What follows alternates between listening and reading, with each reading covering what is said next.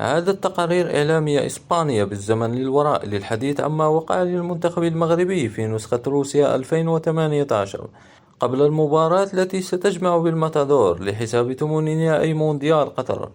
وخصصت صحيفة تقريرا عن المنتخب المغربي تحت عنوان المغاربة لن ينسوا ما وقع سنة 2018، مذكرة أن المغرب كان أول من أقصي في نسخة روسيا وبالتحديد منذ الجولة الثانية.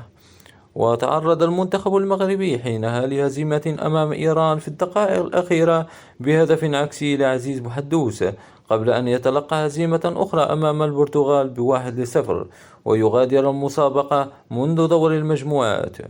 وفي الجولة الثالثة اصطدم المنتخب المغربي بنظيره الإسباني في مواجهة انتهت بالتعادل 2-2، وتعرض فيها أسود الأطلس لظلم تحكيمي شهد عليه العالم بأجمعه.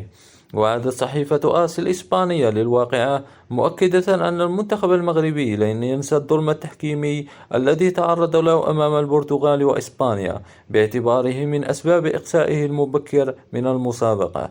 وأشارت الصحيفة إلى أن الجيل الحالي للمغرب يضم لاعبين ممن شاركوا في المباراة قبل 4 سنوات: بونو، حكيمي، سيس، نصيري، أمرابط، لكن مع اكتسابهم للتجربة وتطور المنظومة المغربية بأكملها قبل اللقاء المرتقب.